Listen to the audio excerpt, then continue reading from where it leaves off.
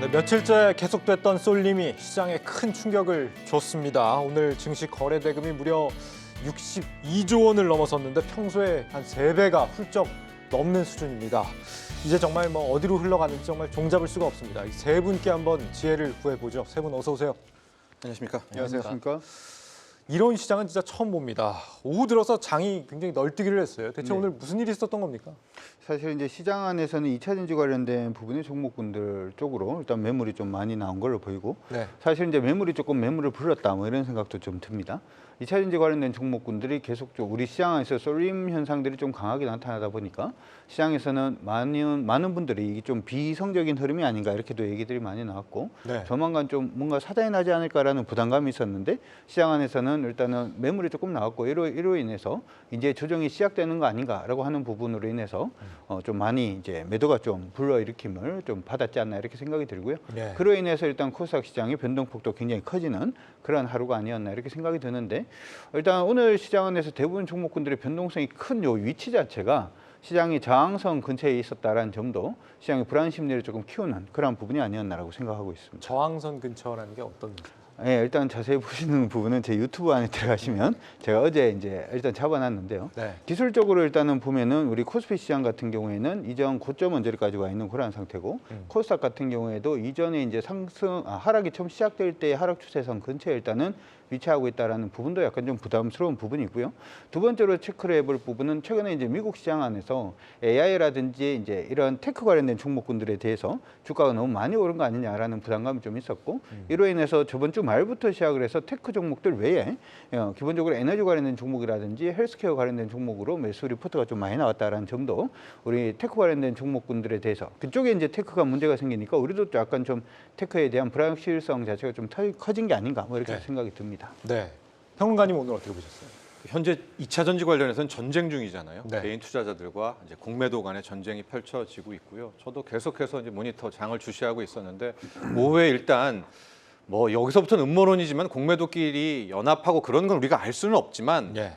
마치 일시에 한번 물량 투척이 있었던 것 같습니다. 그래서 엄청난 급락이 나왔었고요. 코스닥 같은 경우에도 4% 이상, 시작이 5% 가까이 폭락이 나왔었는데 이후에 개인들이 이걸 다시 또 밀어 올리더라고요. 네. 그래서 오히려 막 그 코스닥 같은 경우에도 마이너스 1%대로 줄이고 에코프로, 포스코 등등이 다시 또 양전환하고 이런 흐름 속에서 장 막판에 다시 한번 공매도 세력들이 일단은 눌러놓고 오늘 장을 끝내놓은 왜냐하면 장 마지막에는 개인들이 또 뭉치는 힘이 약하지 않습니까? 네. 그름이 보여줬다라고 볼 수가 있겠고 큰 틀에서 지금 이제 에코프로 삼형제가 포스코 그룹이 LS 이제 이렇게 흘러가고 있는 모양새인데 약간 수급은 다른 것 같아요. 에코프로는 이미 숏 스퀴즈를 시켜가지고 외국인들이 한 1조 원 이상 사고 그랬었는데 포스코 같은 경우에는 지금 개인들 신용이 한 1조가 되고 아마 이런 점들을 체크했는지 오히려 외국인들 같은 경우가 상상 매도를 네. 이제 포스코 그룹주에다가 때리고 있거든요. 그래서 이제 내일 또 공매도들이 또 아침부터 나오겠죠. 이제 그랬을 때 개인들이 얼마나 또 연합해서 이걸 지켜내느냐. 에코프로 쪽으로 몰아서 지켜내느냐 아니면 포스코까지도 함께 몰리느냐 이런 부분 수급 간의 대결이라고 보고 있고요. 현재로서는 우리나라에 펼쳐지는 2차 전지는 어떤 매크로라든가 어떤 재료적인 것들보다는 네. 이 수급 대결이 훨씬 더 영향이 크다 이렇게 네. 볼 수 있겠습니다. 사실 전 세계 시장하고 우리 시장은 좀 많이 달랐던 것 다르죠. 같고 네. 또 오늘 점심 무렵에 보니까 확실히 이제 2차 전지 쪽이 빠지면서 삼성전자, 하이닉스가 순간적으로 양전하는 이런 모습을 보니까 뭔가 좀 세력의 움직임, 뭔가 다른 움직임이 있지 않았나 이렇게 추측을 해볼 수 있는 부분이 있는 것 같습니다. 네. 차장님은 어떻게 보셨어요? 우선 오늘 전에 본다고 하더라도 며칠 동안 2차 전지들이 수급을 다 갖고 왔잖아요. 네, 그런 점에서 봤을 때 지금 앞서 말씀하셨듯이 이제 지금 수급 얘기만 계속하는 상황이 왔어요. 지금 어떤 펀더멘탈 매크로 지금 그거에 대해서 얘기는 지금 거의 안 나오고 있는 상황이고. 네. 다만 이제 이렇게 이유를 수급적인 이유를 찾으려고 한다면은 저는 개인적으로 본다고 하더라도 이제 약간의 좀 불안 심리가 좀 있지 않았나. 그러니까 이제 에코프로가 좀 많이 올라가면서 개인들도 이 신용이나 이런 부분에 있어서 많이 사서 역으로 생각해 보면은 이제 반대. 에 대한 다른 이제 불안감이 엄습해 왔다라고 좀 생각이 되고 있거든요. 이 그런 점에서 이거에 대한 어떤 좀 투매가 좀 잠시 나오지 않았나라고 생각이 들고, 그리고 말씀드렸듯이 최근 며칠 동안에 주가가 수급 때문에 올라갔던 거 이유를 찾을 수가 없는 상태에서 오늘도 잠시 오후 때 뭐 1시간 동안 주가가 급락했다가 다시 올라오는, 저도 이 증권사에 있어 봤지만 이런 적은 좀 거의 뭐 본 적이 없었는데, 네. 그러니까 그 전에 올라갔던 이유를 찾을 수 없으니까 이것도 이유를 찾을 수가 없는 거예요. 네, 그런 걸 본다고 했을 때 참 수급만 얘기하는 게 좀 답답한 건 솔직히 좀 있습니다. 네, 시청자분들도 아마 그러시지 않을까라고 좀 생각이 돼요. 네. 오늘은 사실 그 어느 때보다 이 상승 종목 수가 적었고요. 코스피 상승 종목 뭐 50개밖에 안 되는 그런 상황인데 오후 들어서는 또 그마저도 흔들렸습니다. 지금의 어떤 쏠림이 한계까지 온 것이냐 어떻게 보세요? 제가 생각할 때는 지금 쏠림이 한계에 왔다라고 하기보다는 시장 조정을 이제 조금 신경을 좀 써야 되지 않을까 이렇게 생각이 듭니다. 네. 시장 안에서는 2차 전지 쪽으로 많이 쏠렸다. 물론 이제 맞는 말씀이긴 한데요. 우리가 이제 시장을 바라볼 때 원래 이제 시장이 이번에 이제 주도주가 될 부분이 이전에 이제 많이 올랐던 2차 전지는 조금 도태가 되고 자동차라든지 반도체 업종이 2차 전지가 될 가능성이 높다라는 얘기가 시장 안에 굉장히 많았죠.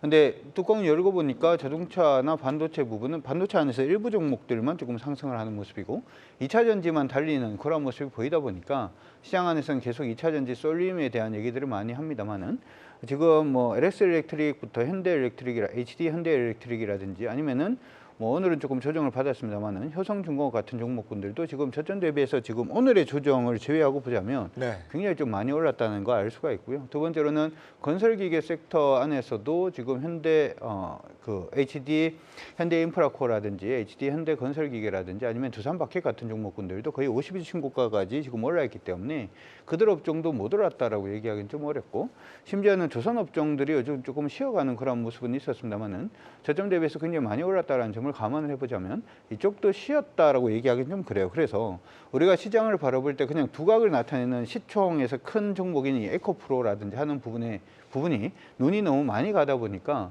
2차 전지만 갔다 이렇게 생각을 많이 하게 되는데 실질적으로는 그렇지 않았다는 점 기억을 해두시면 좋을 것 같고 오늘 시장 조정이 2차 전지뿐만 아니라 방금 말씀드렸던 대부분의 업종군들이 다 조정을 받았다는 점을 감안을 해보자면 2차 전지가 여기서 어떻게 될 것인가를 생각하기 이전에 시장 방향성이 지금 저항받는 자리에서 저항을 받고 무너지느냐 무너지지 않느냐에 조금 더 여러분들이 초점을 맞추시는 게 어떨까 싶고요. 당분간 조금 보수적으로 시장에 여러분들이 대응하시는 게 어떨까라는 말씀도 드리고 싶습니다. 지금 B2 규모가요. 증권업계 좀 알아보니까 한 20조 원 육박하는 것 같은데 오늘 보니까 여기에 어떤 반대 매매 요런 부분도 많이 좀 작용을 했다. 그런 뭐 의견들도 들리더라고요. 이게 뭐 앞으로도 계속 이어질 수 있는 문제라고 보십니까? 반대 매매라고 한다면은 원래 장 초반부터 뭐 시작했을 때 반대 매매가 그 전날 이제 하한가에 오면서 시작했어야 되는데 오늘은 장중부터 좀 신고가 글을 쓴 이후에 뭐 이제 이제 중반에 좀 흔들렸던 상황이고요. 네. 그래서 근데 어디 쪽에서 이제 뭐 그런 부분도 있겠죠. 이제 뭐 신용이 뭐 만기가 됐을 때 뭐 그런 부분에 있어서 장중에 투하할 수도 있겠지만은 그래서 근데 그 부분은 이제 정확하게 알기가 좀 솔직히 좀 힘들다라고 좀 생각이 좀 되고 있고. 네. 근데 이제 어떻게 보면은 좀 이렇게 좀 흔들리는 부분이 지금 이제 이 뭐 에코프로도 얘기하고 하지만은 이 코스닥이거든요. 그러니까 어떤 대형주 쪽에서의 그런 유동적인 문제가 아니라 이 중소형 어떤 쪽에서 이제 그 그런 수급이 나오기 때문에 변동성이 굉장히 좀 심해지는 상황이고. 네. 그리고 이제 개인들의 이 전체 이제 뭐 2차 전지 쪽에서만 몰리겠지만은 이 개인들의 지금 이제 코스닥 150만 본다고 했을 때 개인들의 이제 그 비중이 굉장히 높아졌어요. 그전에 작년까지만 하더라도 60%였는데 지금 올해 상반기 때만 이제 에코프로나 이런 2차 전지들 가면서 70% 이상까지 좀 올라갔었거든요. 뭐 그러기 때문에 약간의 뭐 개인들의 어떤 그 수급 패턴을 무시하는 게 아니라 약간의 좀 응집력이 좀 떨어지는 부분도 좀 있지 않았나라고 해서 좀 그 변동성에 대한 심화 부분의 요인이지 않을까라고 생각이 듭니다. 외국인들이 어제에 이어서 오늘도 한 1조 원 가까이 팔아치우는 모습을 보였는데 여기에 대해서는 어떻게 생각을 하세요? 지난주에 아마 이근영 앵커가 2차 전지에 숏 스퀴즈 당하느라고 그 비용 되느라고 여타 대형주를 외국인들이 파는 거 아니에요라는 이제 질문을 해주셨잖아요. 이제 네. 그때 당시는 우리가 속사정이고 그 뭐 내부여서 제가 확언은 못 드린다고 말씀드렸는데 그러니까 일주일을 지나고 보니까 그 얘기가 상당히 타당성이 높다라는 걸 제가 확인해 볼 수가 있었습니다. 왜냐하면 지금 보면 오늘도 그렇고 어제도 그렇고 거의 1조 원대 매도를 하고 있고요. 네. 거기에 대해서 개인들이 이걸 받아내는 모습인데 지금 보면 거기에 대한 피해를 대형주들이 받고 있는 것 같아요. 삼성전자를 위시해서. 그러니까 외국인들이 주축으로 한 공매도가 당했죠. 그래서 에코프로 수급을 보신다면은 엊그제부터 해서 3일 연속 막 몇십만 주를 사지 않습니까? 네. 그러니까 그 돈을 일단은 대야 되는 것이고 현재 코스피는요. 이미 12조를 외국인이 샀기 때문에 역대 최대입니다. 그러니까 여기서 더 살 실탄은 없어요. 그러니까 이 와중에 그 쇼스퀴즈 하는 그 물량 되려면 기존에 갖고 있는 것 중에서 유동성이 좋은 대형주를 팔 수밖에 없지 않았나. 그래서 네. 이번 한 주만 놓고 보면 뭐 하이닉스, 삼성전자 또 현대차 실은 타격을 좀 받았었잖아요. 그것들에 대한 행태들이 좀 반영되지 않았나 볼 수가 있겠고요. 앞서 제목에 수급이 꼬였다라고 하는데 이제 이게 수급이 꼬인 거죠. 네. 그런데 만에 하나입니다. 2차 전지가 조정을 받게 될 때 외국인들이 그럼 다시 대형주를 사줄까? 그때는 아마 그 대형주에 적용되는 매크로 영역, 조금 이따 얘기할 뭐 금리 등등을 대형주는 많이 적용을 받지 않습니까? 예. 그런 좀 시간차가 있을 것 같아서 이번 한 주는 보면 2차 전지 쇼키즈 당한 것을 돈 되느라 삼성전자, 뭐 현대차 등등이 조정을 받았다. 이런 이야기는 일주일간은 성립될 수 있을 것 같습니다. 예. 이렇게 기존의 질서가 좀 흔들릴 때 비로소 좀 기회가 찾아오는 게 아니냐 이런 생각을 갖고 이제 내가 뭐라도 좀 움직여서 해야 되는 거 아니냐 조바심 느끼는 투자자분들 많으실 것 같거든요. 네. 지금 상황에서 어떻게 대응해야 됩니까? 조바심을 느끼면 트레이딩에서는 실패할 가능성이 저는 굉장히 높다고 생각을 합니다. 트레이딩에서 여러분들이 이제 이겨내야 되는 심리가 두 가지가 있는데 하나가 이제 조급함, 두 번째가 이제 부러움. 딴 거 부러워가지고 뭔가를 하면은 보통은 이제 필패할 가능성이 높고 조급해서 뭔가 움직이면 또 필패할 가능성이 높다고 생각을 합니다. 2차 전지가 많이 올랐다라고 하면 시장은 모르겠어요. 로봇 관련된 종목이 되었던 아니면 반도체가 되었던 아니면은 시장에서 얘기하는 자동차가 되었던 어느 쪽으로든 주도주가 다시 한 번 더 매김할 가능성이 일단 높은데 주도주가 갑자기 어느 날 튀어나오지는 않고요. 가격 흐름 자체가 또 만들어지는 부분이 필요하다 보니까 저는 개인적으로 제가 오늘 그런 얘기를 좀 했는 것 같습니다. 다른 방송에서 얘기를 지금 이제 조금 놀아보자. 놀면서 관망하자. 이렇게 좀 말씀을 드렸는데 네. 지금 시장에서는 급하게 움직이시기보다는 뭐가 됐든지 간에 수급이 어느 쪽으로 지금 집중이 되는지 다시 한 번 더 분석을 한번 하시면서 천천히 시장을 좀 천천히 보시는 게 어떨까 싶습니다. 근데 천천히 볼 수 있는 분들이 있고 없는 분들이 아마 계실 것 같아요. 예를 들면은 2차 전지주를 네. 오래 전부터 보유하고 계신 분들과 음. 최근에 들어가신 분들은 사정이 굉장히 다를 것 같거든요. 좀 전략을 어떻게 나눠서 좀 제시해 주신다면. 최근에 들어가신 분들도 웬만하면 다 수익이실 건데 오늘 들어가시지만 않으셨으면 네. 웬만하면 다 수익이실 것 같은데 장기적으로 보시는 분들은 이거 생각을 하시면 좋을 것 같아요. 지금 이제 장기적으로 2차 전지를 하시는 분들은 신문을 쫙 이렇게 펼쳐서 보시다가 이 퓨얼이 시장 안에 그 주도적인 어떤 어떤 중심 섹터가 될 것으로 보인다라고 얘기가 나오면 2차 전지 좀 팔아야 되고 네. 그다음 두 번째로는 수소차 얘기가 나오면서 시장 안에서 수소 부분에 대한 이 디벨롭 자체가 굉장히 좀 강화되고 있다 이런 얘기가 나오면 2차 전지를 조금 팔아야 됩니다만은 그런 얘기가 나오지 않으면은 그냥 2차 전지 관련된 종목군들은 여러분들이 지속적으로 그냥 장기적으로 보실 때는 홀딩해도 크게 무리 없다 이렇게 생각을 하고요. 단기적으로 보시는 분들은 어차피 가격 대응을 해야 되기 때문에 오늘 2차 전지 관련된 종목군들이 대부분은 거래가 터지면서 위아래 꼬리가 굉장히 큰 변동성이 큰 그러한 캔들이 나와 있으니까 그렇게 일반적으로 트레이딩에서 대응을 할 때는 위에다가 선 하나 끊고 고가에다가 저가에다가 선 하나 끊고 둘 중에 하나 저가 부분 이탈하지 않으면 그냥 홀딩 고가 돌파하지 못하면 거기서는 일정 부분 차익 실현 이렇게 그냥 대응을 하시는 게 좋을 것 같습니다. 네. 오늘 보니까 이제 2차 전지주들도 빠질 때는 LS가 먼저 빠지고 그다음에 뭐 포스코, 그다음에 에코프로 이렇게 순차적으로 좀 빠지는 모습을 보이는 걸 보니까 뭐 일종의 약간 똘똘한 채를 찾아가는 그런 느낌 같기도 하고 지금 같은 상황에서 이제 봤을 때 과거를 많이 경험을 해보셨을 거 아니에요, 차장님도. 특정 섹터로 이렇게 쏠림 현상이 있었을 때 과거에는 보통 어떤 식으로 좀 대응을 해나가셨습니까? 기억나는 게 이제 2018년에 셀트리온 네.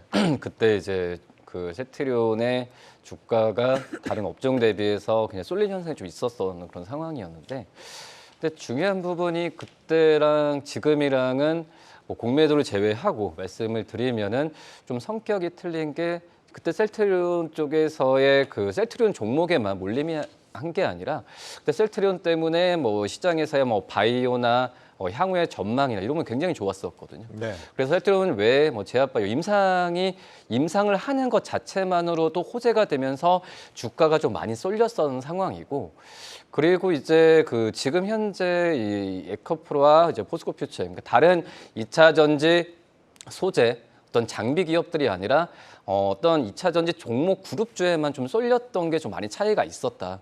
그렇기 때문에 지금 오늘처럼 이제 오후에 그 빠졌을 때는 굉장히 좀 무서웠던 그런 상황이라고 좀 볼 수 있겠고요. 그리고 그때 이제 바이오 쪽에서 말씀드렸던 임상이라는 부분이 당장 이제 뭐 판매가 되면서 이 실적에 잡히는 게 아니잖아요. 네. 시험을 하고 그런 상황이기 때문에 실적과 연동되는 그런 섹터는 아니었었거든요. 그때 2018년 경향이. 하지만 지금 이제 2차 전지 소재 기업들 같은 경우는 실적이 잡히는 그런 상황이기 때문에 약간의 좀 성격이 좀 틀리지 않나라고 좀 판단되고 있어서 좀 제가 봤을 때는 앞서서 이제 그 대표님께서 말씀하셨듯이 어떤 실적이 잡히는 부분에 있어서 이제 밸류 측정이나 이런 부분은 지금은 너무 올라갔기 때문에 지금 못하는 상황이고, 그런 주가가 좀 내려왔을 때는 다시 한번 이제 밸류에 대한 측정 부분을 할 가능성이 크다라고 생각이 되고 있거든요. 네. 그때까지는 저는 단기적인 트레이딩도 좀 안 하셨으면 좋겠어요. 안 했으면 좋겠다. 네, 단기적인 트레이딩 같은 경우에도 안 하시면 좋겠고, 당연히 어떤 이제 많이 좀 들어가시고 또 이제 들어가신 방법도 다 틀릴 거라고 생각이 되고 있는데, 또 이제 급하게 나오시면 분명히 말씀하셨던 것처럼 또 급하게도 들어갈 가능성이 있다고 생각이 되고 있어서 좀 한번 이제 뭐 오늘도 이제 FOMC 또 이제 그 나오면서 방향성을 또 제시할 가능성이 크기 때문에 좀 긴 호흡, 좀 약간 좀 머리로 좀 식히시고 한번 좀 그렇게 좀 대응하시는 게 낫지 않을까라고 좀 생각이. 네. 에코프로는 확실히 뭐 당장의 실적이 나오고 있기 때문에 과거 이제 셀트리온이랑 비슷한 생각을 하면 안 된다 이런 평가를 해주시는 것 같은데, 2차 전지 건재하다고 봐야 되는 건지 계속. 네. 그 2차 전지는 지금 매크로도 안 통하고요. 차트도 보지 말라고 막 그렇게 얘기를 다들 하시는데, 예. 그래도 좀 뭐 저는 차트상으로만 좀 본다면은 오늘 뭐 금양도 그렇고 포스코홀딩스도 그렇고 에코프로도 약간 모양은 다르지만 우리가 차트에서 배웠던 이제 힝잉맨이라고 하잖아요. 이제 교수형, 뭐 십자가 혹은 역십자가 이제 이런 모습으로 일단 끝이 났습니다. 그러니까 뭐 차트가 안 맞는다고 하더라도 뭐 내일 되게 중요한 전략은 힝잉맨 같은 경우에는 이제 내일이 그 밑에 꼬리 있잖아요. 네. 밑에 꼬리 안에서 놀면 또 응축이 돼서 가겠지만 내일 또 누가 알겠습니까? 그 밑에 꼬리 밑으로 이게 이탈이 돼버린다면 그 이론상으로 차트 이론상으로는 좀 이제 위험 신호가 발생한다 이런 말씀을 드리고요. 네. 아마 지금 2차 전지들은 오늘 고가에 사지 않으신 분들 우리 강 전문가님도 얘기했지만은 다 플러스일 겁니다. 그러니까 내일 봐서 좀 이제 좀 이탈하는 모습이 나올 경우에는 뭐 한번 그것도 본인 선택이지만은요. 그래서 뭐 안 맞는다고 하더라도 그런 그림이 일단 오늘 떴다. 각종의 마치 비슷한 유사한 그림이 예. 이제 그런 캔들 차트가 떴다는 말씀을 드리고 싶습니다. 내일을 굉장히 좀 중요하게 보시는 것 같아요. 2차 전지 부분은 어떻게 생각하십니까? 이거 굉장히 답변하기 어려운 주제이긴 합니다. 아니요, 예. 답변을 제 유튜브에 자세히 오늘 올려놨는데 예. 2차 전지에 대해서. 그러니까 어제 제가 이제 시장이 좀 꺾일 수 있다라는 것만 어제는 올려드렸는 것 같고, 오늘은 2차 전지 좀 꺾이니까 어떻게 대응하는 게 좋겠다라는 부분도 좀 올려드리긴 했습니다. 근데 예. 여러분들이 저는 그건 안 했으면 좋겠어요. 아마 아까 그 평론가님께서도 말씀해 주신 것처럼 흐름이 이제 만약에 깨지면 보통 많은 분들이 뭐라고 생각을 하냐 하면 2차 전지가 얼마나 좋은데 지금 앞으로는 2차 전지가 없으면 안 되는데 밀리니까 그냥 담아야 되겠다. 투자자 관점에서는 담으셔도 뭐 나쁘지는 않습니다만은 트레이딩 하는 분들이 이거 이렇게 좋은데 지금 밀리니까 담아야 되겠다라고 생각을 하신 건 굉장히 오판이 될 수가 있어요. 무슨 얘기냐 하면 2차 전지가 좋다는 걸 갖다가 시장에 참여하고 있는 사람들이 모르냐? 라고 하면은 다 알죠. 네. 알면서도 불구하고 단기적으로 주식을 팔고 있다면 그걸 알고 있는 나는 어떻게 해야 될 것인가 라는 쪽으로 여러분들이 한번 생각을 해보신다면 2차 전지가 단기적으로 좀 흔들리면 조금 손실이 나든 아니면 이익이 좀 줄어들어 있다라고 하더라도 일단은 한번 팔고 난 다음에 다음 타이밍을 노리시는 게 더 훌륭하지. 수정했던 뭔가 좀 어그러지고 있을 때 이걸 자꾸 건치려고 하면은 수정을 하려고 그러면 더 힘이 들어있는 경우가 좀 많습니다. 그러니까 만약에 오늘 그 저가 부분을 대부분 다 이탈을 하면 흐름이 깨지는 형태가 나오게 되니까 그때는 한번 팔았다가 다시금 돌면은 그때는 놓치지 않겠다 이런 마인드로 해보시는 게 어떨까 싶습니다. 네. 오히려 좀 에코프로도 네. 이렇게 갖고 계신 분들이 이제 뭐 팔아야겠다, 뭐 팔 다음에 그 다음에 좀 에코프로를 뭐 들어가는 것보다도 말씀 뭐 2차 전지 쪽은 어떻게 보면 유효하기 때문에 덜 오르는 2차 전지 뭐 소재 기업들도 있는 상황이거든요. 뭐 그렇기 때문에 물론 이제 2차 전지 안에서 어떤 뭐 순환매 뭐 이런 걸 노리라는 것보다도 우선 뭐 손해를 보신 분들, 팔아가지고 손해를 보신 분들 같은 경우에는 뭐 그런 다른 영역이겠지만 좀 이제 뭐 이익을 보시고 좀 약간 부담스러워서 뭐 내일도 이제 주가 빠졌을 때 파시는 분들은 2차 전지 소재 안에서 이제 다른 기업들의 사는 전략도 그러면 이제 끈을 놓지는 않는 거거든요. 뭐 그러기 때문에 좀 그런 전략도 좀 나쁘진 않다. 그러니까 다른 업종, 뭐 섹터 사라는 말씀이 아니라 2차 전지 소재 안에서 좀 종목들을 저평가된 종목들도 사는 것도 나쁘진 않다라고 좀 생각이 듭니다. 네. 그러니까 제가 하나 생각이 나는 게 있는데 갑자기 시장 안에서 우리 이제 2차 전지 관련된 종목은 양극재, 음극재 위주로 많이 떴잖아요. 네. 그러면서 이제 시장 안에서는 분리막 관련된 종목들 다 소외됐었고 동박 관련된 종목도 다 소외가 됐어요. 이유 자체는 이제 분리막 같은 경우에는 전고체로 이제 시장이 돌기 시작하면 분리막이 필요 없어질 수가 있으니까 좀 부담스럽다라는 부분도 일단 있었고 분리막에서 가장 큰 종목이라고 할 수 있는 SKI 테크놀로지 같은 경우에 SK온 관련된 부분인데 SK온의 그 아직까지 이제 뭐 이 드라이브 자체가 아직 제대로 안 걸려 있다 보니까 같이 조금 이제 주가가 눌려 있는데 최근에 증권사에서 이 분리막 관련된 종목군들에 대한 리포트가 엄청 쏟아지고 있습니다. 대부분의 목표 주가를 상향하는 그러한 부분에서 먼저 좀 움직이고 있으니까 다음에는 분리막 관련된 종목군들을 보시는 것도 좋을 것 같고요. 동박 관련된 종목군들은 아직도 못 움직이고 있어요. 이번에 2, 4분기까지 실적이 일단 적자날 것으로 예상을 하고 있고 네. 3분기 조금 애매하고 4분기 대부분 턴어라운드 할 것으로 예상을 하는데 요들 종목군들이 못 올랐던 가장 주된 이유는 설비 투자를 해놔놓고 이제 이거 생산할 때 전기가 엄청 들거든요.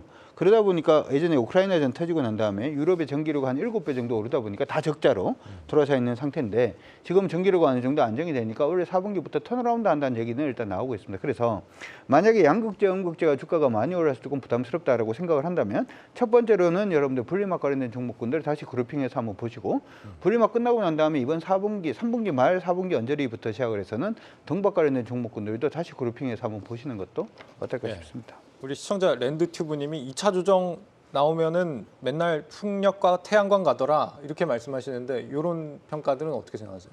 풍력 중에서는 지금 SK 오션플랜트 같은 경우는 흐름을 조금 찾고 있으니까 보셔도 좋을 것 같고 특히 이제 장기적인 실적을 보더라도 이 기업이 실적이 나쁘지 않은데 지금 주가가 거의 못 움직이고 있으니까 체크를 해보시면 좋을 것 같고요. 태양광은 저는 여러분들 OCI 홀딩스만 보시면 어떨까 싶습니다. 예.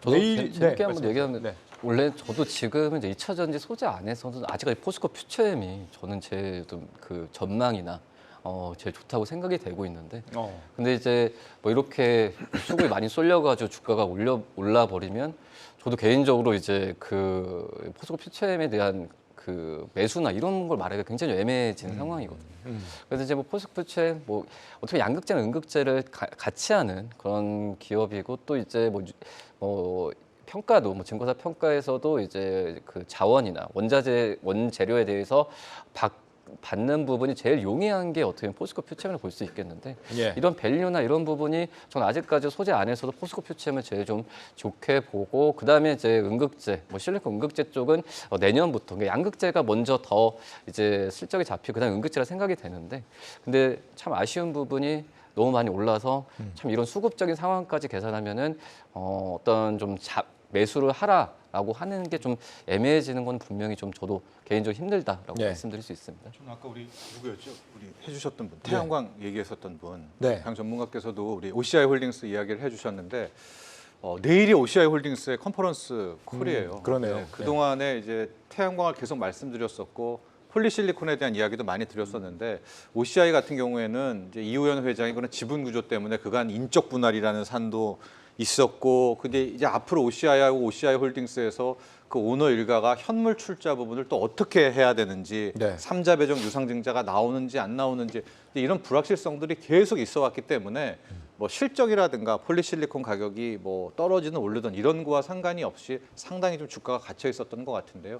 내일 아마 불확실성이 좀 상당 부분 해소될 수 있을 것 같아요. 아마 장 끝나고 정말 그 이우현 회장 일가가 어떤 식으로 갖고 있는 지분을 OCI 홀딩스로 네. 실을 건지 이런 부분에 대해서 좀 윤곽이 드러나게 된다면 그런 지분 구조에 대한 부분이 사라지면 좀 더 폴리실리콘, 좀 더 태양광 이런 사업적으로 주목할 수 있게 되지 않을까 그런 생각도 해봅니다. 내일 시장이 어떻게 될 것이냐가 굉장히 중요하다고 세 분 다 말씀을 주고 계신데 역시 내일 뭐 시장 환경 또 중요하게 영향을 미칠 만한 FOMC 변수 요거는 좀 이따가 평론가님과 좀 더 알아보도록 하고요.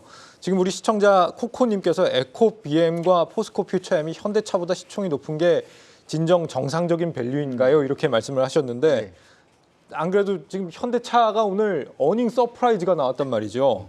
영업이익 3조 8천억 원 예상했는데 4조 2천억 원이 나왔습니다.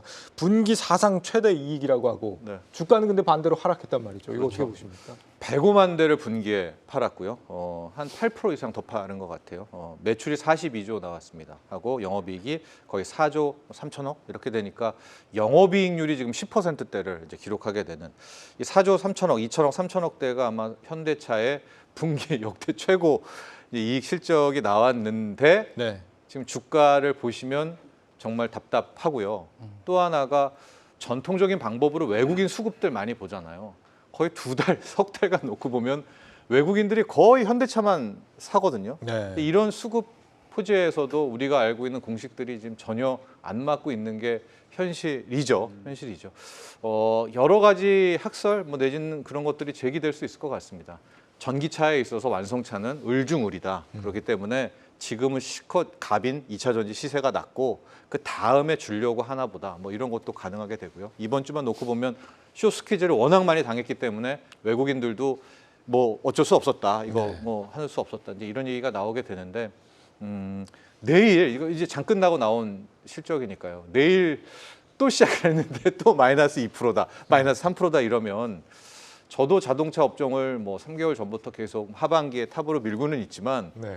그러면 진짜 우리가 알지 못하는 그렇잖아요. 시장만이 알고 있는 악재다. 네. 그렇게 받아들여야 될 정도로 오늘의 실적은 참 괴리를 많이 생각하게 하는 모습이어서요. 일단 여기까지 나온 거고요. 네. 내일부터는 이제 주가에 네. 시장에 순응해야 되지 않을까 이런 생각을 해봐요. 지금 현대차가 오늘 새로운 가이던스를 공시를 했는데 매출액 영업이익률 전반적으로 목표치를 기존보다 크게 늘려잡았단 말이죠.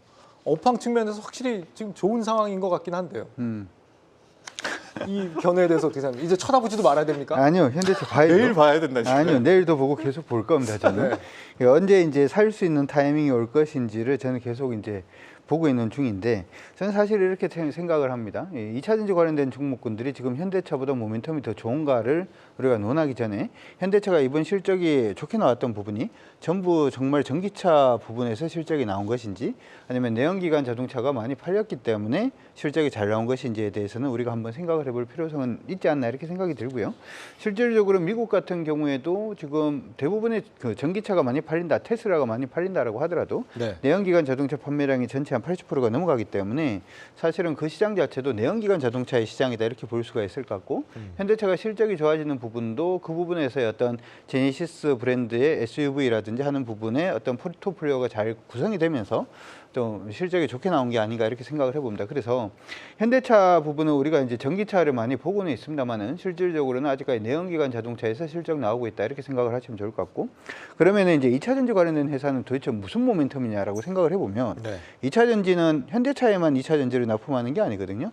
테슬라 부분에 공급하는 부분도 일단 있고 아니면 미국 내 2등을 하고 있는 포드라든지 아니면 글로벌로 봤을 때 다임러 그룹이라든지 BMW 같은 경우에도 2차 전지를 공급을 하고 있기 때문에 우리나라 2차 전지 관련된 회사들이 꼭 석유 파는 회사들처럼 예전에 석유를 현대차에만 공급하는 건 아니니까 네. 그런 식으로 일단 밸류에이션을 놓고 볼 수 있지 않나 이렇게 생각이 들고 최근에 테슬라가 주가가 이제 사이버트럭 얘기가 나오면서 리비안 같은 경우에도 역시 이 상용차 관련된 얘기가 나오면서 주가가 한 번 더 좀 오르는 그런 모습도 일단 있었고 항상 이제 전기차 얘기가 나오면은 가장 문제가 되는 것이 급속 충전 인프라가 문제인데 미국 내에서 이제 테슬라의 급속 충전 인프라를 대부분 다 사용하겠다라는 부분으로 그 부분도 일단락되는 모습이 보이니까 미국에서의 전기차 시장 성장성 자체가 우리가 생각했던 것보다는 굉장히 빨라질 수 있겠다라는 부분.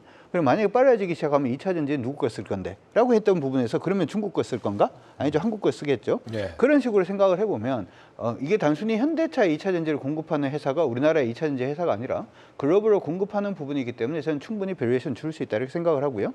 그러면은 여기에 약간 뒤쳐져 있는 현대차는 어떻게 볼 것이냐. 현대차가 실적이 어마무시하게 좋습니다. 네. 어마무시하게 좋은데 주가가 빠지고 있죠. 그럼 불쌍하잖아요. 그러면 주식이라도 사줘야 될 거기 때문에 저는 장기적으로 봤을 때는 충분히 모아갈 수 있는 종목이 현대차다 이렇게 생각을 하고 있고요. 네. 그다음에 트레이딩 관점으로 보더라도 지금은 계속 이거 버릴 종목이라고 하기보다는 언제 추세가 되었던 볼린저 밴드가 되었던 언제 일목이 되었던 이동 평선이 되었던 돌겠죠. 도는 그 타이밍을 한번 기다려 보시는 것도 저는 나쁘지 않다라고 생각합니다. 네. 지금 뭐 우리 산업 구조가 완전히 뭐 2차 전지 중심으로 재편되고 있는 거냐? 말씀하신 것처럼 아까 시청자분께서도 그 지금 포스코 퓨처엠이 현대차를 시총을 앞지르면서 네. 현대차가 시총 순위에서 10위권 밖으로 밀려났거든요.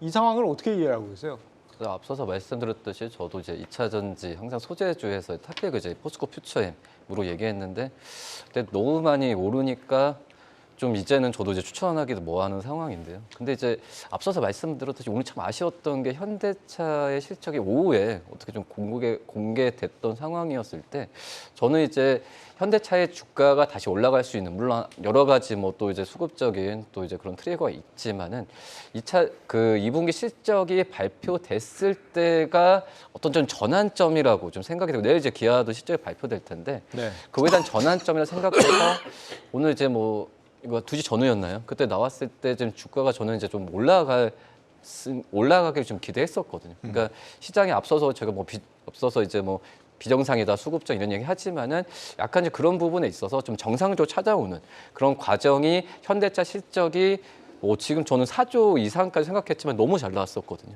그거에 대한 부분에 있어서 주가가 정상적으로 반응을 하는 걸 좀 기대했었지만 아쉬웠지만 결국은 본다고 했을 때 대표께서 말씀하셨듯이 올라갈 수밖에 없는 상황이 뭐 실적으로 전망이나 이런 부분이 맞다고 한다면 지금 현재보다도 올라가야 될 수밖에 없는 상황이거든요. 그렇기 때문에 그 타이밍을 뭐 찾는 부분이 제일 중요하겠지만은 뭐 전 기존에 가지고 계신 분들은 좀 계속 유지를 하셨으면 좋겠고, 그리고 지금 뭐 2분기 때 실적도 이제 뭐 환율, 뭐 판매 대수, 마진 2.1억 순으로 가겠지만 뭐 이거에 대한 부분은 하반기 때 뭐 또 FMC 뭐 금리 발표도 있고 그리고 지정학적 리스크도 있겠지만은 이런 외부 변수가 특별하게 없는 한은 저는 이런 부분 계속 잘 갈 거라고 생각이 되고 있거든요.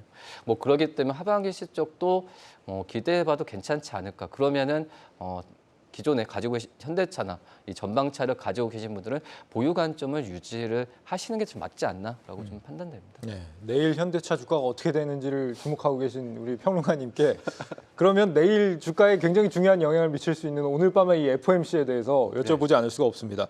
오늘 우리 시장이 굉장히 변동성에 흔들렸다면 내일 또 우리를 주목하게 하는 이 FOMC, 물론 0.25%포인트 인상은 우리가 이미 시장에 뭐 반영이 됐다라고 많이들 얘기를 합니다만 이번이 마지막이냐 아니냐, 이게 지금 관심사들이 가 있는 거 아닌가요? 그렇고요. 더 중요한 것은 이제 커멘트겠죠. 왜냐하면은 오늘 인상을 뭐 하고 나서 그다음 마지막이냐 아니냐라는 걸 우리가 눈치챌 수 있는 것은 파월 의장의 코멘트, 의지일 것 같은데요. 네. 여전히 매파적인 의지를 피력할 것 같습니다. 그래서 실은 내일장 또 약 적어도 한 3, 4일간의 장이 좀 걱정스러운 것은 뭐 저도 그런 우려는 갖고 있는데요. 중요한 건 이거 같습니다. 이제 이번이 마지막이든 뭐 금리를 또 올리든 못 올리든 제가 갖고 있는 생각은 연준이 물가를 못 잡을 것 같거든요. 그러니까 즉 80년대에 그 폴 볼커처럼 진짜 기준금리를 막 20% 올릴 그럴 상황도 아니고 그럴 힘도 없다고 보고 있어요. 그러면은 금리를 올리던 뭐 어쨌든 간에 연준이 물가를 못 잡는다라는 확신이 들게 될 때 시장에서는 어떤 현상들이 나오느냐. 돈들이 실물 자산으로 갑니다. 특히 주식으로도 많이 가서 그게 거품적 상승이라고 많이 표현을 하는데 어쨌든 오르는. 그렇기 때문에 제가 갖고 있는 생각은 뭐 FOMC 뭐 이렇게 해서 뭐 하락을 하고 약세를 보이든 간에 한번 오히려 저는 이 인플레이션이 튀어오를 경우에는 저는 주식시장은 더 갈 수 있다라는 이제 이런 논리를 갖고 있거든요. 예. 그래서 뭐 단기적으로야 흔들릴 수가 있겠죠. 내일 또 새벽에 나와서 또 강한 이야기하고 갈 길 멀다, 테이블에 뭐 쓸 카드 많이 남아 있다, 이제 이런 얘기하면 뭐 주식시장이 조정을 받고 약세를 보이고 있다고 하지만 이게 결코, 그리고 그게 끝이냐 뭐 더 올리냐 이런 금리 싸움이 아니라 더 근원적인 거, 연준이 물가를 잡을 수 있다 없다, 저는 없다라고 보고 있고, 그렇다면 돈은 다시 또 실물, 다시 주식으로 갈 수밖에 없다고 보고 있습니다. 그래서 예. 그렇게 생각을 하고 있고요. 다만 2차 전지는 이미 매크로 영역은 아니더라고요. 지금까지도. 그래서 내일 뭐 금리 뭐 이런 거와 상관없이 2차 전지는 내일 아침부터 시작되는 개인과 공매도의 또 이 대결. 이게 또 하나의 섬처럼 흘러가게 되는. 그러니까 대형주 같은 경우에는 실은 FOMC 영향을 많이 받겠죠. 네. 지금 물가가 실제로는 그럼 어떤지 궁금한데, 물가를 뭐 연준이 잡기 어려울 것이다 말씀을 주셨는데, 지금 WTI 그 국제유가요, 또 배럴당 80달러 가까워지고 있고, 네. 지금 IMF에서는 흑해 곡물 협정 이번에 파기되면서 이 곡물 가격이 최대 15%나 오를 거다 이런 전망까지 내놨는데, 네. 물가 지금 더 걱정해야 된다는 건가요? 그렇죠. 그러니까 계속 말씀드리지만은 미국 같은 경우만 놓고 보면 작년 6월이 9.1이었었고요. 그거의 기저 효과로 이번에 3%대까지 내려온 건데, 네. 작년 이제 7월부터 가게 되면 미국 물가도 빠르게 떨어지고 있습니다. 게다가 빠르게 떨어졌던 이유의 핵심은 120불이었던 WTI 국제유가가 69까지 떨어지는 와중이었었는데, 네. 지금 7월의 국제유가를 보면 오늘 내일 이게 80달러 갈 수도 있어요. 그러면 이제 당장 8월 둘째 주에 발표되게 될 미국의 7월 소비자 물가 상승률은 또 높게 나옵니다. 이거는 뭐 제가 전문가가 아니어도 작년 기저효과 유가 맞춰보면 무조건 3.5 이상은 또 나오게 되거든요. 네. 그럼 물가가 또 들썩이게 되고, 이를 보면 연준이 또 뭐 금리 올려서 잡겠다 뭐 이야기는 하겠지만 이게 좀 어려울 수는 있는데, 저는 근원적으로 연준의 이게 통화 정책에 대한 불신이 이제 퍼지게 되는 순간부터는 물가, 금리 이런 거와 상관없이 돈은 원유, 뭐 금, 은, 실물, 주식 가게 되는 이제 그런 현상을 바라보고 있어서 네. 이제 오히려 지금 길게 보면 다음 주 8월 한 둘째 주쯤 되게 7월 소비자 물가 상승률 나오겠죠. 그게 높게 나왔을 때 오히려 시장이 아이고 죽었구나. 네. 예, 금리 또 올리겠나라는 그런 생각보다는 오히려 더 안 되겠네. 주식으로 가야 되겠네. 이런 현상도 나올 수가 있다. 제 생각입니다. 네. 희망적인 전망을 주셨는데, 금리 차 부분은 어때요? 이번에 이제 올리게 되면 2%포인트로 네. 금리 역대 최대 수준으로 벌어지는 거잖아요. 괜찮은 겁니까? 아니요, 한국은행이 또 올릴 것 같아요. 저는 한국은행은 한 번 정도 남아 있다고 보고 있기 때문에 한국은행은 뭐 이창용 총재도 계속해서 지금 남아 있다라고 이야기를 하지 않았었습니까? 네. 우리도 똑같습니다. 우리도 당장 다음 달, 다다음 달부터는 기저 효과가 없어져서 물가 또 오르거든요. 또 우리는 공공요금 인상이 있었기 때문에 결과적으로 올라서 일시적으로는 2% 포인트, 우리는 3.5, 미국은 5.5겠지만은 우리가 한 번 더 올려서 네. 3.75에 5, 1.75 정도가 계속 되겠고, 그리고 그러면 안 되겠지만 뭐 제 예상도 틀리고 다 틀리고 외국인들이 내일부터 막 투매로 빠져나가고 한다면은 한국은행도 부랴부랴 뭐 금리 인상 폭을 더 높이게 되겠죠. 그러나 현재로서는 한 번 더 올려서 1.75는 끌고 가지 않을까 이렇게 예상하고 있습니다. 네. 어쨌거나 이번 FOMC가 최근에 있어서는 가장 큰 빅 이벤트잖아요. 이 FOMC 이후의 시장 흐름 어떻게 좀 흘러갈지 궁금한데 어떻게 예상하고 계세요? 사실 그 FOMC는 아까 이제 얘기를 하신 것처럼 지금 25bp 인상, 25bp 정도 인상하는 게 거의 90% 이상 지금 시장에서는 보고 있는 전망이기 때문에 이 부분 자체는 일단 무리는 없는 것 같고, 저는 조금 다르게 좀 생각을 하고 있는 부분들 중에 하나가 네. 미국이 일단은 페드가 물가를 잡을 수 없다라고 하는 부분에는 저도 사실은 좀 동의를 합니다. 동의를 하는데 예전하고 조금 다른 게 있어요.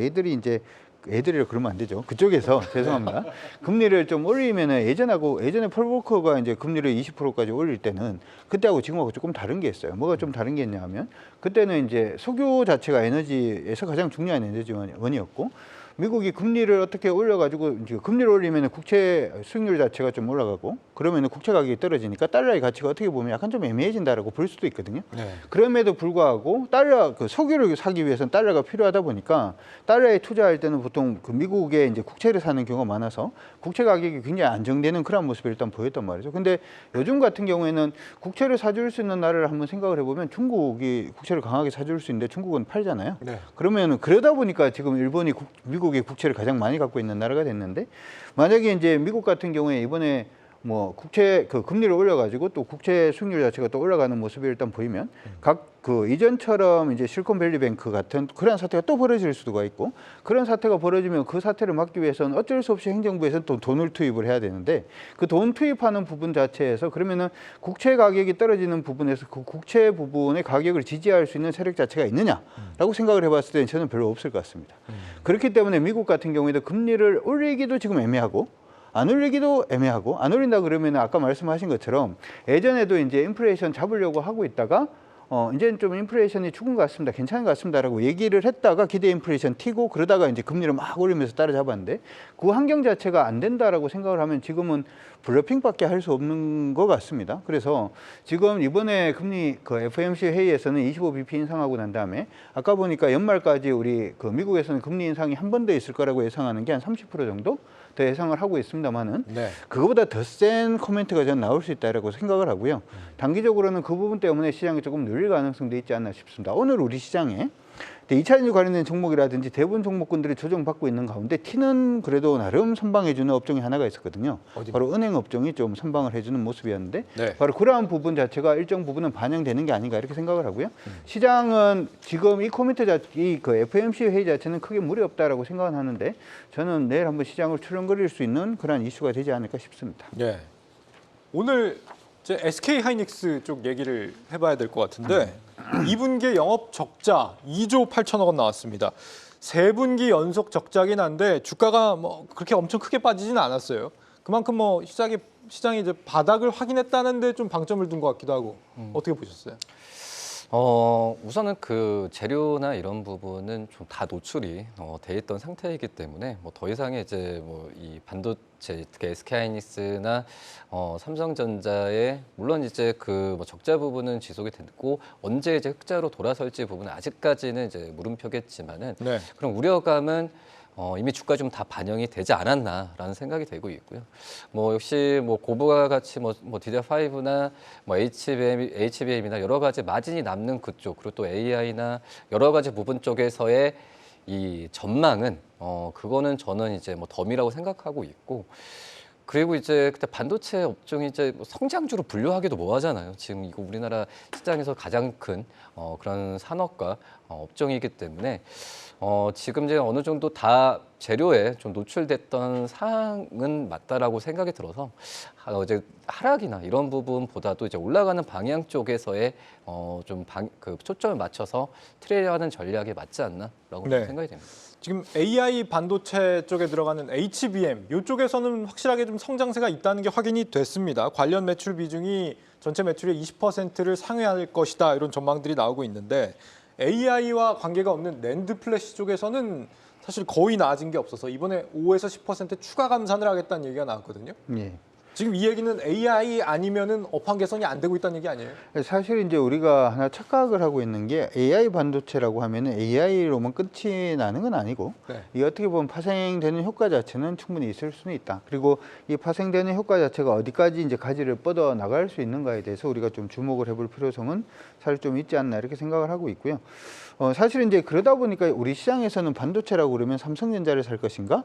아니면 SK 하이닉스를 살 것인가를 고민을 많이 하게 되는데 네. 삼성전자 같은 경우에는 가만히 생각을 해보니까 비메모리 반도체 부분에서도 수혜를 받을 수가 있고 실질적으로 삼성전자가 원래 이제 우리가 보면 인텔이라든지 아니면 이번에 AMD에서도 지금 인텔이 아니라 AMD에서도 지금 AI 반도체 부분을 지금 만들겠다 이렇게 얘기를 했잖아요. 네. 얘기를 했다는 얘기는 사실은 설계를 하겠다는 얘기지 생산하겠다는 얘기는 아니거든요. 그러면 생산할 수 있는 기업 자체가 지금 TSMC밖에 없는데 네. 우리나라 그러면 TSMC가 지금 가동률이 90%가 넘어가는 상태에서 다른 데 걸 만들어줄 수 있느냐를 생각해 보면 만들기 어렵겠죠. 그럼 당연히 삼성전자가 그 부분을 만들 수가 있기 때문에 삼성전자는 어떻게 보면 메모리라든지 하는 부분의 수혜를 플러스 여기에 이제 비메모리 부분의 수혜까지도 받아간다라고 생각을 해봤을 때 그럼 삼성전자 살래요? SK 하이닉스를 살래요? 라고 물어보면 네. 그러면 삼성전자 쪽으로 매기가 조금 더 몰릴 가능성이 일단 높고 그런 의미에서 저는 SK하이닉스가 조금 더 리스크가 커진 게 아닌가 이렇게 생각이 들고요. 삼성전자하고 SK하이닉스를 또 하나 비교를 해보면 SK하이닉스 같은 경우에는 전체 이제 생산하고 있는 캐파 물량의 그냥 40% 이상을 중국에서 또 생산을 하다 보니까 미중 간의 어떤 갈등이라든지 하는 부분이 지금 일정 부분 해소가 되어가고 있는 그런 부분이긴 하지만 여전히 아킬레스건이 남아있다는 점을 생각을 해본다면 지금 시점에서 뭐 이게 지금 낸드라든지 하는 부분의 문제가 아니라 지금 삼성전자를 살 것인가 SK하이닉스를 살 것인가라고 하는 수급적인 문제에서 삼성전자 쪽으로 조금 더 몰려갈 가능성이 높기 때문에 SK하이닉스가 조금 더 부진한 그런 모습을 보이는 게 아닌가라고 생각을 하고 있습니다. 네, 앞서 평론가님이 말씀해 주시기를 이제 2차 전지 쪽하고 예. 이 반도체 쪽하고의 어떤 약간 수급 간의 관계가 좀 있다 이런 말씀을 주셨었잖아요. 이런 부분에 대해서 그럼 앞으로 이 삼성전자의 지금 6만 원 선으로 다시 떨어졌는데 주가의 향방과 수급을 같이 좀 연결해서 생각해 보는 건 괜찮은 생각입니까? 예, 저도 뭐 괜찮은 생각이다 이렇게 생각은 하고요. 근데 저는 삼성전자의 경우에는 여러분들이 계속 좀 관심 있게 보시는 게 어떨까 이렇게 생각은 합니다. 한 가지 여러분들이 기억을 하셔야 되는 게 삼성전자가 예전에 6만 전자, 7만 전자를 넘어서 8만 전자, 9만 전자를 넘어서 10만 전자 음턱까지 갔던 이유 자체가 바로 비메모리 시장에서 TSMC를 따라잡는다라고 하는 이재용 회장이 이제 뭐라고 할까요? 그냥 큰 로드맵 자체에서 이제 삼성전자가 그렇게 움직임을 줬었는데 네. 지금 이제 그 기회가 온 거거든요. 그렇기 때문에 삼성전자는 SK하이닉스하고 같이 비교하거나 마이크론하고 같이 비교를 할 수 있는 그런 회사는 아니다 이렇게 생각을 하고요. 삼성전자는 메모리가 들어가 있는 TSMC 같은 그러한 회사이기 때문에 충분히 밸류 자체도 더 줄 수 있지 않을까라고 생각을 해봅니다. 예. 반도체 쪽에 대해서 어떤 전망을 갖고 계신지 평론가님께서도 한번 말씀해 주시자면. 그러니까 메모리 부분은 상당히 좀 더디다라는 생각은 이번에 들더라고요. 하이닉스 실적 보면서 혹시나 했었는데 낸드 쪽은 이게 아직도 바닥을 안 찍었네. 좀 이런 생각이 들게 했었던 그런 하이닉스의 실적 발표였었고 예. 아마 추가 감산을 또 한다고 하고요. 이제 삼성전자도 앞으로 이 메모리 쪽을 어떻게 풀어갈지에 대한 숙제가 남아 있지 않나라고 볼 수 있어서 또 무슨 생각까지 이어지냐면 이게 2분기가 바닥이 아니라면 우리나라 무역 수지도 또 이게 꽤 6월에 깜짝 플러스가 났지만 네. 이거 다시 또 7, 8, 9월부터는 적자로 적자 행진이 갈 수도 있겠구나 네. 그런 생각까지도 함께해서 IMF가 오늘 우리나라하고 독일만 성장률을 하향 조정했잖아요. 예. 그런 점들도 많이 참조되지 않았나 이런 생각을 했습니다. 예. 지금 삼성전자 같은 경우는 오늘 밤에 또 중요한 스마트폰 분야에서 행사를 앞두고 있거든요. 언팩. 잠시 후에 8시에 저희 또 정재훈 기자가 나가서 전해드릴 텐데 갤럭시 Z 폴더블 시리즈 신제품 여기서 공개가 됩니다. 저희 뭔가 좀 기존보다는 야심차게 준비를 한 것 같더라고요. 이게 삼성전자의 어떤 구원투수가 될 수 있을지 어떻게 예상하세요? 그렇죠. 원래는 이제 삼성전자도 이제 뭐 본업에 반도체 쪽에서 실적이 나왔으니까 이 모바일 쪽에서는 그 좀 재밌게 어떤 신사업이라는 생각을 했지만 지금 이제 반도체 쪽에서의 실적이 적자 나오니까 지금 언팩 행사도 원래는 제가 기억하는 거는 8월 원래 연간으로 봤을 때 8월 한 중순 정도 했었는데 7월 달에 하는 것도 저는 좀 이례적으로 좀 생각이 들어서 예. 이 삼성전자도 이 언팩 행사를 통한 그러니까 모바일 쪽에서의 실적을 당장은 어떤 지금 전체 삼성전자의 실적에 대한 부분이 축소가 되고 예상을 하고 있으니까 이런 부분을 좀 만회를 해야겠다라는 느낌이 지금 강하다라고 좀 생각이 되고 있어서 이 언팩 행사가 좀 일정이 빨라진 게 물론 이제 내용이나 뭐 힌지나 이런 부분도 중요하지만 그 틀로 본다고 한다면 삼성전자가 지금은 이제 그런 부분을 좀 그 투자 심리나 이런 부분을 좀 이 모바일 쪽으로 해서 좀 만회하겠다는 느낌도 많이 들고 있습니다. 예. 이 언팩 한다고 해서 삼성전자 주가가 엄청 크게 움직일 거라는 기대감은 안 들고 관련주를 좀 뭐 찾아볼 수 있는 방법은 없습니까? 언팩하고 저는 별로 의미가 없는 것 같아서. 의미가 없습니까? 사실 저는 이번 이제 스마트폰의 언팩 행사라든지 하는 부분에서 보는 포인트 자체는 뭐냐면 저번에 이제 애플이 MR 기기 얘기를 한번 했었잖아요. 그러면서 이 MR 기기의 이제 시장 자체가 확장이 되기 위해서는 AR 관련된 부분이라든지 VR 관련된 부분에 소프트웨어가 굉장히 많아져야 되고 AR 관련된 소프트웨어가 많아지면 애플 같은 경우에도 이 MR 기기 자체를 팔아가지고 이 시장을 만들 수는 없거든요. 네. 그렇기 때문에 스마트폰에서 구현할 수 있는 부분의 어떤 프로그램 자체가 좀 많이 형성이 되기 시작을 하고 네. 그러면서 애플 신제품 자체가 애플의 이제 아이폰에서도 MR 중에서 AR이 됐던 아니면 VR의 일정 부분을 일단 소화해낼 수 있는 그런 부분이 만들어지면서 시장 자체가 좀 형성이 되면 이 스마트폰 시장이 굉장히 정체가 됐던 부분에서 한번 점프하지 않을까 이렇게 지금 생각을 했었고 네. 사실 이제 삼성의 경우에도 이제 그런 부분의 어떤 모멘텀이 만약에 나오지 않으면 단순히 이게 폴더블 폰 관련된 부분의 이슈라든지 하는 부분 때문에 주가를 끌어올리기에는 좀 힘들지 않을까 이런 생각을 하고 있습니다. 예, 저희가 준비한 내용은 많은데 시간이 많지가 않아서 오늘 시장의 결과에 어쨌거나 생각이 참 많아지는 게 사실이기 때문에 그렇다면 마지막으로 내일 이후의 시장을 좀 어떻게 대응해 보면 좋을지 한 번씩 좀 여쭤보고 마무리를 지을까 싶어요. 차장님부터 한번 말씀해 주시겠어요? 우선 지켜봐야겠죠. 지켜보고 이제 거기서 뭐 예측을 하는 것보다도 우선 뭐 FOMC 회의 끄덕 결과에 따라서 또 이제 원래 예상됐었던 수급에 대한 방향성도 바뀔 수가 있거든요.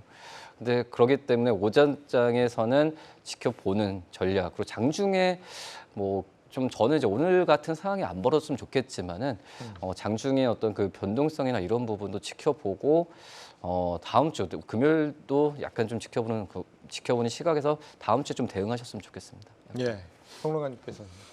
저는 만에 하나 좀 조정이 나온다면 8월 4일 이 정도까지 좀 길어질 수 있지 않을까. 8월 첫째 주 정도까지요. 예. 그래도 2,550, 뭐 2,560 이 정도가 붕괴될 거라고 보지는 않고 있습니다. 그리고 나서 아마 2차 전지든 그쯤 되면 뭐 FOMC든 수급 꼬임이든 뭔가가 한 6, 7거래일은 해결이 될 거라고 보고 있다면 저는 8월 뭐 다시 둘째 주 아니면 첫째 주 끝부터는 다시 시세가 출발할 수 있을 것이다. 그렇게 좀 파생 전략을 짜고 대응하고 있습니다. 잠깐 쉬어가는 시장이 될 것이다 이렇게 말씀을 주셨고요. 대표님께서는요? 저는 사실 이제 시장 대응은 사람 만나는 거하고 좀 비슷하다고 생각을 합니다. 어제까지 기분 되게 좋아가지고 막 웃다가 오늘 갑자기 막 화를 내고 막 이러면 도대체 이유를 모르겠고 네. 뭐 해외 FOMC 때문인지 뭐 때문인지 모르겠습니다만은 시장이 갑자기 어제까지 분위기 좋다고 오늘 갑자기 변동성이 커지는 게 사람이 아무 이유 없이 갑자기 화내는 거하고 좀 비슷하다고 생각을 합니다. 그러면 여기서 너는 왜 그러니라고 하는 부분을 묻기보다 화가 깔아앉기를 좀 기다리는 게 전 중요하다고 생각을 해요. 아까도 이제 조급하게 움직이지 말자라고 얘기했던 부분도 바로 그러한 부분들 중에 하나인데 일단 지금 시장에서는 여러분들이 내일 시장도 저는 조정으로 좀 이어갈 가능성은 높다 이렇게 생각을 하고요. 이 조정 자체가 어느 정도 안정이 되기 이전에는 급하게 움직이거나 아니면 단순히 2차전지 관련된 종목이 단순히 밀렸으니까 한번 사보자 이런 식의 개념보다는 우리의 돈은 소중하지 않습니까? 그러니까 시장의 타이밍까지 조금 더 기다려주는 그러한 부분을 여러분들이 좀 생각을 하시고 봐주시면 좋을 것 같고 저는 개인적으로 한 며칠간은 조정으로 이어갈 가능성이 높다 이렇게 생각하고 있습니다. 예. 아마 저희 경주마를 꾸준히 시청하고 계신 투자자분들이라면 지금 이 변동성 속에서도 당황하지 않고 차분하게 대응하고 계시리라 믿습니다. 늘 강조해 드렸듯 균형감 잃지 않는 정중동의 자세로 임하시길 바라겠습니다. 내일은 김태홍, 손석우, 이영훈 전문가와 함께합니다. 여러분 고맙습니다.